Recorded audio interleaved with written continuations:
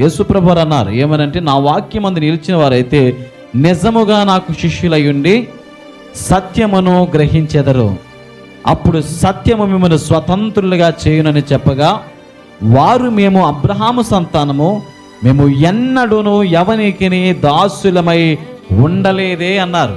మరి ఏమంటున్నారంటే, మరి మా పితరుడైనటువంటి అబ్రహాం గారు ఆయన వాగ్దానమును పొందినటువంటి వ్యక్తి, దేవుని చేత వాగ్దానాలు పొందాడు, దేవుని చేత మేమందరం కూడా రూపించబడ్డాం, దేవుని చేత మేమందరం పరిపాలించబడుతున్న జనాంగం, మేము ఎవరికి దాసులుగా లేమే, మేము వాగ్దాన పుత్రులము, వాగ్దాన దేశములో నివసిస్తున్న వారమని చెప్పి వారిని గూర్చి వారు పొగుడుకుంటూ వారి గొప్పతనాన్ని, ఔన్నత్యాన్ని అక్కడ పెడుతున్నట్లుగా వాక్యాన్ని బట్టి మనం చదువుతున్నాం. దీన్ని బట్టి యేసు ప్రభువారు అన్నారు, ఒక చక్కని విషయాన్ని జ్ఞాపకం చేస్తున్నారు. ఆధ్యాత్మికమైనటువంటి స్వాతంత్రాన్ని గురించి యేసు ప్రభువారు మాట్లాడుతున్నారు. అందుకు యేసు, పాపము చెయ్యి ప్రతి వాడును పాపమునకు దాసుడని మీతో నిశ్చయముగా చెప్పుచున్నాను. ప్రియ దేవుని బిడ్డలారా, జాగ్రత్తగా గమనిద్దాం. ఈరోజు ప్రపంచాన్ని వణికిస్తున్నది, ప్రపంచాన్ని భయభీతులకు మరి కారణం చేస్తున్నది ఏమిటంటే మనుషుల నుండి పాపం. ఈ పాపాన్ని హరించడానికి యేసు ప్రభువారు ఈ లోకానికి వచ్చారు. మనందరికీ తెలుసు, ప్రతి బోధకుడు, ప్రతి పాస్టర్ గారు చెప్పే మాట ఇదేంటంటే పాపం పాపం పాపం అని చెప్తా ఉన్నారు అని చెప్పేసి. అయితే బైబిల్ గ్రంథం అంతా కూడా ఆలోచన చేస్తే ప్రియులారా, ప్రతి వ్యక్తి కూడా దేవుని దగ్గరికి వచ్చేసరికి తన పాపమును విడిచిపెట్టి పరిశుద్ధినిగా మారాలని, తన పాపము నుండి, తన పాపమునకు ఆ వ్యక్తి దాసుడై ఉన్నప్పుడు దాని నుండి ఆ వ్యక్తి స్వతంత్రునిగా మారాలి అన్న ఉద్దేశంతో యేసు ప్రభువారు మాటలు చెబుతున్నారు. క్రింద వచ్చిన ఇంకా చక్కగా మరి క్లియర్గా మనకు చదువుతున్నట్లయితే దాని భావాన్ని, అర్థాన్ని మనం గమనించగలం. మీరు స్వతంత్రులుగా చేయబడతారని ఎలా చెప్పుచున్నావని ఆయనతో అనేది. అందుకు యేసు, పాపము చేయు ప్రతి వాడును పాపమునకు దాసుడని మీతో నిశ్చయముగా చెప్పుచున్నాను. దాసుడు ఎల్లప్పుడూ ఇంటిలో నివాసం చేయుడు, కుమారుడు ఎల్లప్పుడూ నివాసము చేయును. ఇందులో రెండు విషయాలు జాగ్రత్తగా గమనిద్దాం. ఇందులో యేసు ప్రభువు తనను గురించి తాను చెప్పుకుంటున్నాడు. అలాగే పాపమును విడిచిపెట్టినటువంటి వ్యక్తి ఎవరైతే ఉన్నారో ఆ వ్యక్తికి దాసుడు అనబడడు, వాడు కుమారునిగా ఉంటాడు. వాడు ఎక్కడ నివాసం చేస్తాడంటే ఇంటిలో నివాసం చేస్తాడు. పనివాడైతే ఇంటికి బయట ఉంటాడు. దేవుని ఇంటిలో నీవు నివాసం చేయాలంటే నీ పాపము నుండి నీవు స్వతంత్రుడు అవ్వాలి. 36వ వచనంలో అన్నాడు, కుమారుడు మిమ్మల్ని స్వతంత్రులుగా చేసిన యెడల మీరు నిజముగా స్వతంత్రులై ఉందరు. కుమారుడు అంటే ఎవరు? యేసు ప్రభువారండి. మనము కీర్తనల గ్రంథంలో కూడా చదువుతున్నట్లయితే కుమారుని ముద్దు పెట్టుకొనండి అని చెప్తాడు. ఆయన కోపపడతాడని త్వరగా ఆయనకు కోపము రగులుకున్న మాట మనం చదువుతాం. గనుక కుమారుని ముద్దు పెట్టుకోవాలి, కుమారుని అంగీకరించాలి.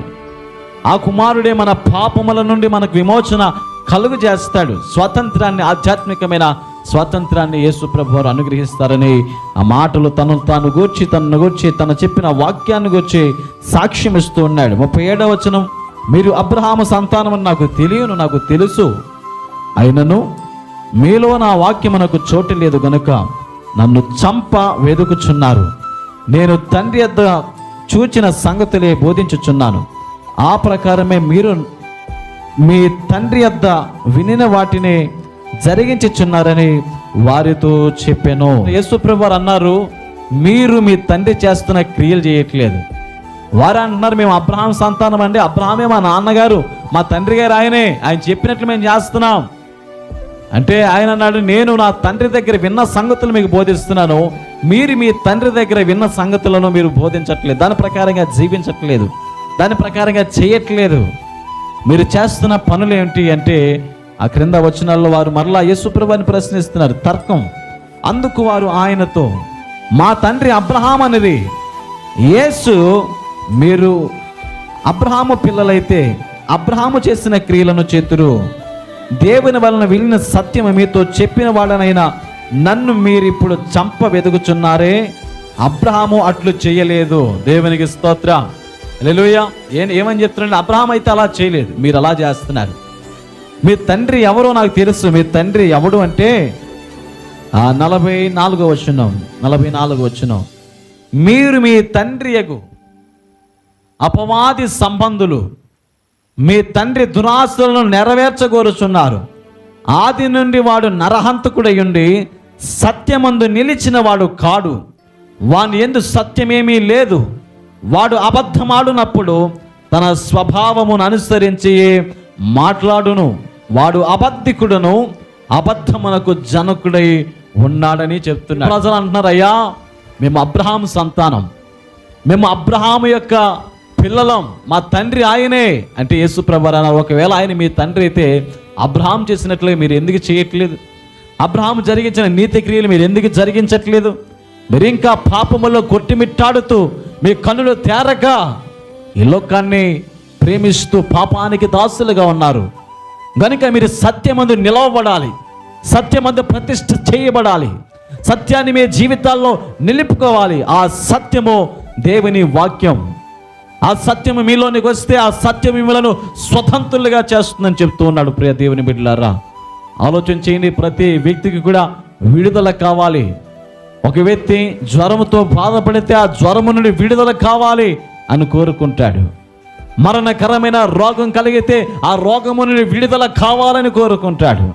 ఆర్థిక పరమైన అప్పుల సమస్యల చేత నలిగిపోతే ఈ అప్పుల బాధల్లో నుండి ఎప్పుడు మేము బయటకు వస్తాం, ఎప్పుడు మాకు స్వేచ్ఛ దొరుకుతుంది, ఎప్పుడు మేము స్వతంత్రులుగా ఉంటామో అని చెప్పి ఆ అప్పులన్నిటిని బట్టి మనము విడుదల కావాలి అని కోరుకుంటూ ఉంటాం. అలాగే ఈ లోకముల ప్రియులారా, ప్రతి బంధకము నుండి విడుదల కావాలి అని కోరుకునే మనిషి ఈరోజు పాపము నుండి విడుదల కావాలి అన్న విషయాన్ని గమనించలేకపోతూ ఉన్నాడు.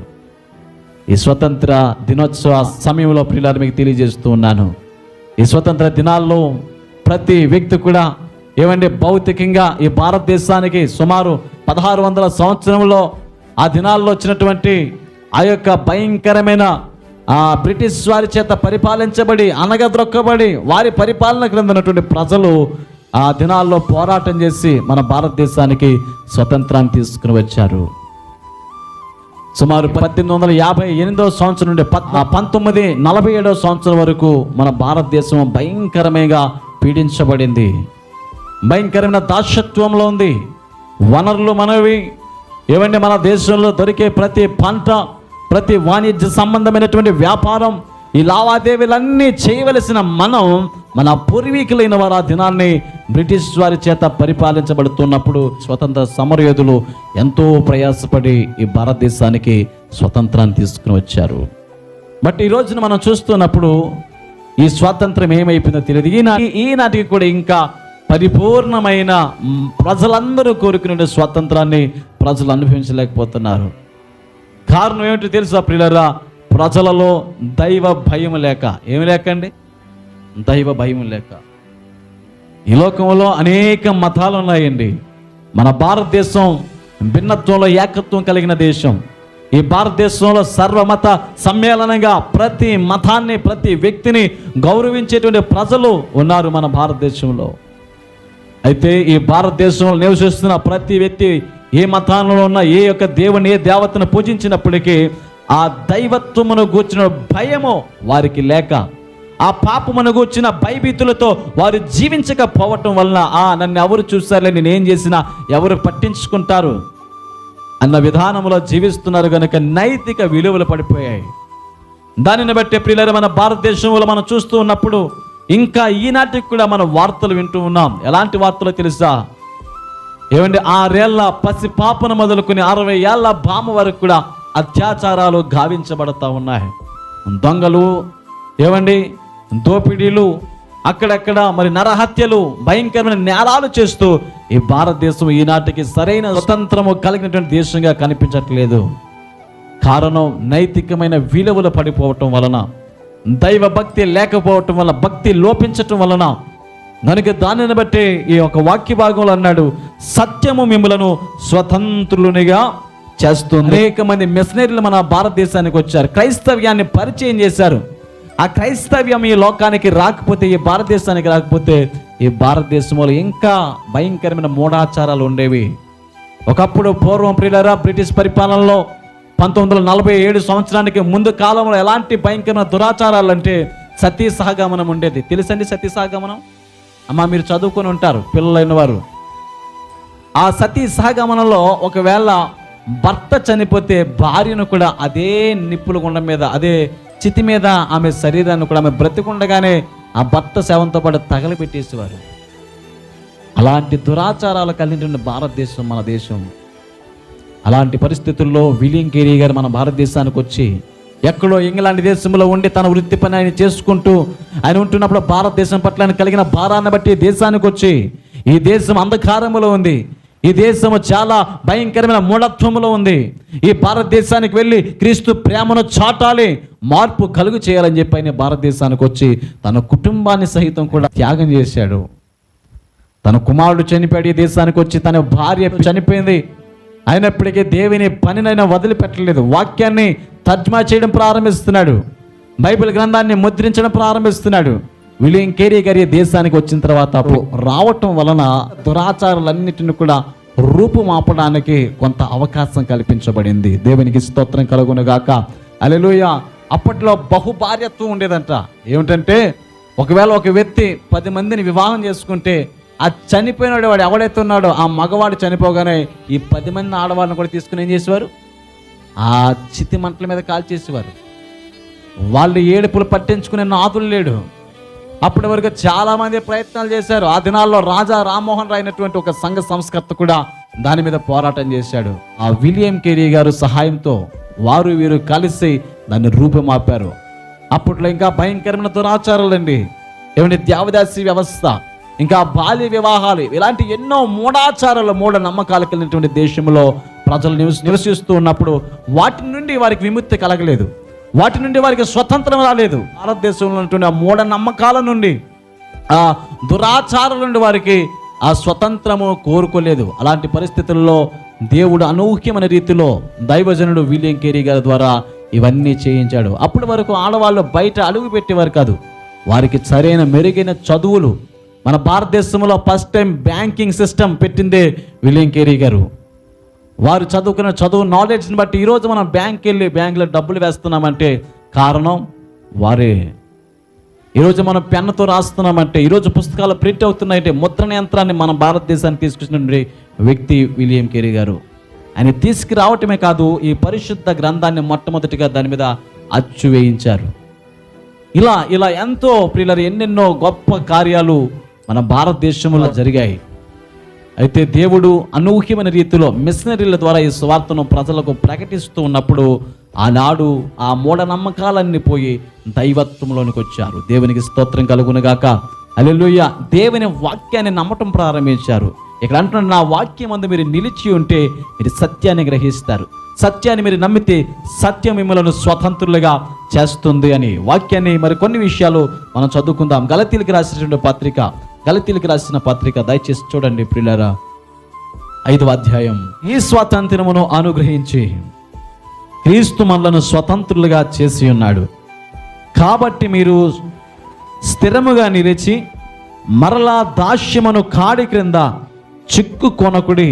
ఆధ్యాత్మికమైన స్వతంత్రాన్ని గురించి చెబుతూ, అలాగే ఆయన ఒకప్పుడు ధర్మశాస్త్రపు ఆ క్రియలు ఏవైతే దాని వలన ప్రజలకు రక్షణ లేదు, దాని వలన విమోచన లేదు, ఈ స్వతంత్రమును ఆయన అనుగ్రహించి మనల్ని ఎలా చేశాడంటే స్వతంత్రులుగా చేశాడంట. కాబట్టి మీరు స్థిరముగా నిలిచి మరలా దాస్యమనే కాడి క్రింద చిక్కుకోకండి.